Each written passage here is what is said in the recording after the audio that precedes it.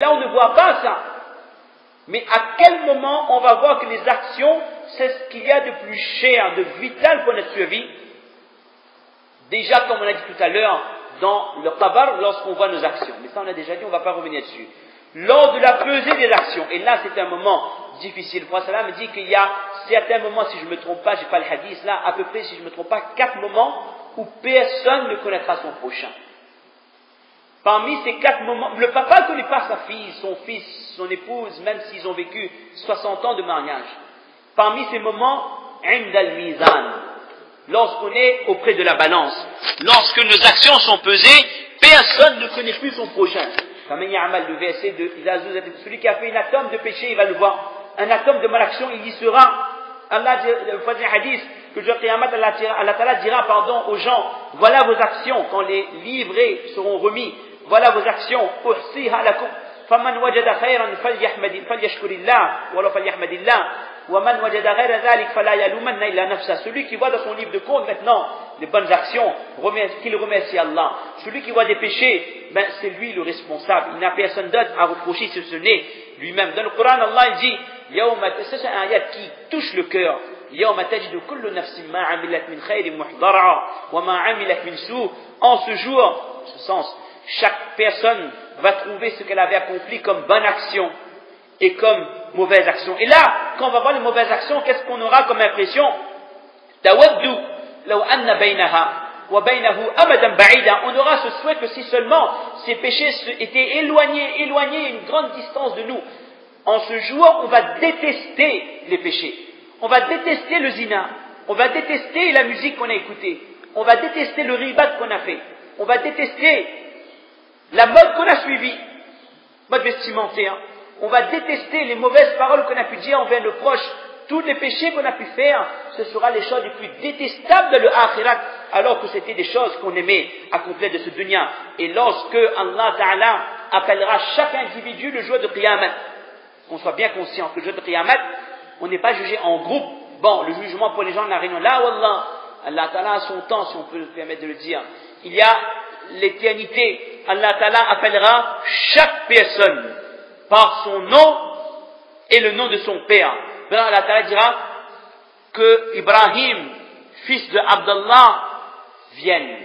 Que Fatima, fille de Mohammed, vienne, par exemple. Et chacun sera jugé pour chaque action. Maintenant, imaginez qu'on se présente devant Allah. Qu'est-ce qu'on peut dire à Allah? Lorsqu'Allah Ta'ala il vous demande tel jour, vous n'avez pas fait salat, qu'est-ce qu'on répond? Est-ce qu'on peut répondre à Allah? Est-ce qu'on peut trouver des excuses, des prétextes là, Allah? En ce jour, on n'a rien d'autre si ce n'est de reconnaître l'erreur, de reconnaître le péché. Et lorsque notre livre de compte sera remis, ça c'est le dernier point, et c'est certainement le point le plus lourd à expliquer, le plus touchant. Vous savez, il n'y a pas 54 figures. Le jour de Qiyamah, il y aura 2 catégories de personnes. Une catégorie de personnes qui reçoit son livre de compte dans la main droite. Cette personne est tellement fière qu'elle va dire aux gens, elle va montrer aux gens, voilà mon livre, lisez mon livre de compte, tellement elle est fière des bonnes actions qu'il y a de son livre. Et l'autre catégorie de personnes, c'est qui? Celle qui reçoit son livre de compte dans la main gauche, derrière son dos. Dans la main gauche. Elle va dire 3 choses. Si seulement on ne m'avait jamais remis mon livre.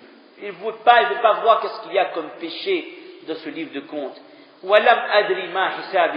Si seulement jamais je n'avais su qu'est-ce qu'il y a dans mon hisab. Parce qu'elle voit maintenant qu'est-ce qu'il y a dans son compte. Et elle sait qu'on ne peut plus faire un pas en arrière. Il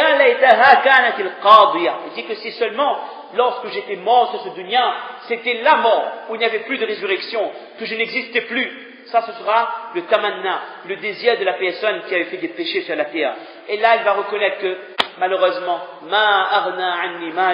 ce que j'ai gagné comme argent, ça m'a servi à rien. Toutes ces namazes que j'ai ratées pour rester dans mon commerce, pour faire mon travail, ça ne m'a strictement rien apporté en ce jour.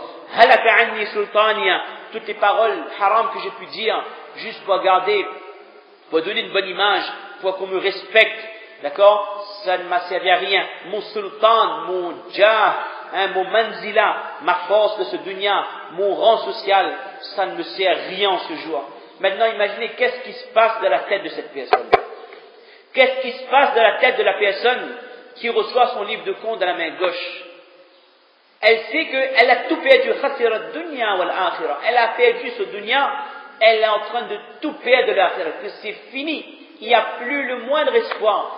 Ça, c'est vraiment la pire des situations qu'Allah nous protège.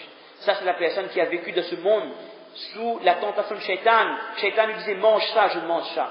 Shaitan dit, fais ça, je fais ça. Shaitan dit, fais pas ça, c'est lourd, c'est dur, je ne le fais pas. Shaitan dit, habille-toi comme ça, c'est la mode, je m'habille comme ça. Shaitan dit, cause avec lui comme ça, je cause avec lui comme ça. Mais cette personne, le jour de Qiyamah, c'est trop tard. Elle reçoit son livre de compte de cette situation.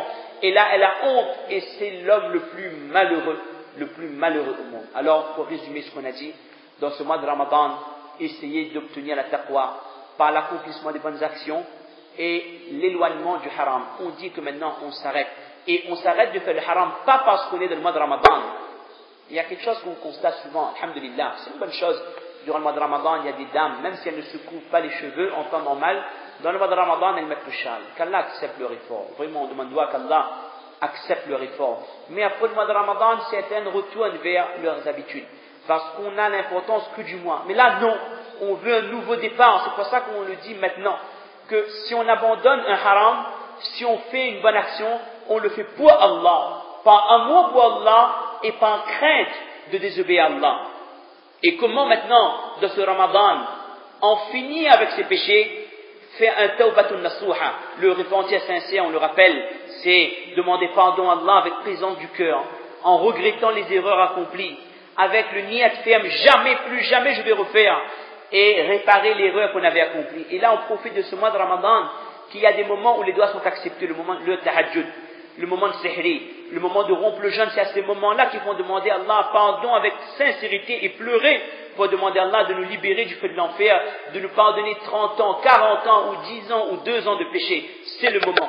Et vous savez, le prophète dit que si quelqu'un il fait un pas vers Allah, Allah il fait 2 pas. On va vers Allah en marchant, Allah va vers nous. C'est une métaphore en courant. Si Allah il voit qu'on a envie de se rapprocher de lui, Allah il ouvre les portes du Qaboul. Il suffit d'un geste pour qu'Allah Ta'ala nous accepte, ouvre en grand les portes de l'acceptation et gardez toujours en nous l'espoir. Ce hadith que même si j'ai fait beaucoup de péchés, notre prophète a dit que même si, le hadith Qudsi, Allah a dit que même si on se présente auprès de lui avec autant de péchés qu'il y a de gouttes de pluie, ou zabadul bah, d'écume dans les mers, ou de grains de sable dans le désert, mais si on demande à Allah pardon sincèrement, Allah il est capable de tout pardonner.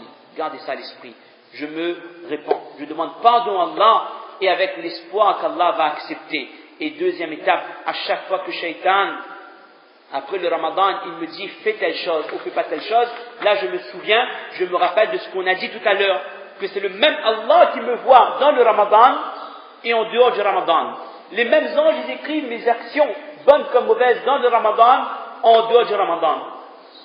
On se souvient aussi à chaque fois que le paradis existe, et pour l'obtenir, c'est toute une vie qu'il faut travailler.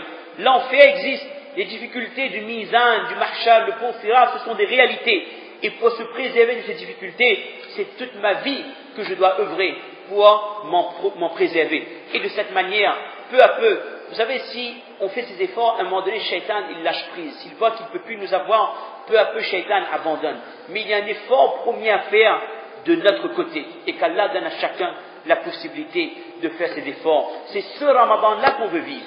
Pas un Ramadan traditionnel, qu'après Ramadan on revient comme d'habitude. Là, Wallah, c'est un Ramadan qui va m'apporter piété, soumission. C'est un Ramadan qui va laisser des traces dans ma vie, dans mon iman. On en ressort grandi, plus proche d'Allah, plus éloigné des péchés, capable de contrôler mon nafs. C'est le moment pour comprendre qui est notre Allah, comment adorer Allah, c'est quoi adorer Allah, c'est quoi abandonner le haram, c'est quoi le taqwa. Qu'Allah Ta'ala franchement nous donne la possibilité de comprendre ce qu'on a dit, on a été un peu long, et que l'essentiel pénètre dans nos cœurs, et qu'il y ait l'effet chez nos cœurs, et que dès maintenant, on soit capable de faire une liste, il faut le mettre à l'écrit, qu'est-ce que j'accomplis comme péché régulièrement, et trouver les solutions, comment arrêter ces péchés, et demander à Allah Ta'ala pardon pour chacun de ces péchés, avec un repentir sincère de ce mois de Ramadan, et demander à Allah la force nécessaire de ne plus refaire ces erreurs. Qu'Allah Ta'ala donne tawfiq de comprendre ces quelques paroles, de mettre en pratique, de propager et de faire mal au maximum durant ce mois et après ce mois. وما توفيقي إلا بالله سبحان ربك رب العزة عما يصفون وسلام على المرسلين وآخر دعوانا أن الحمد لله رب العالمين.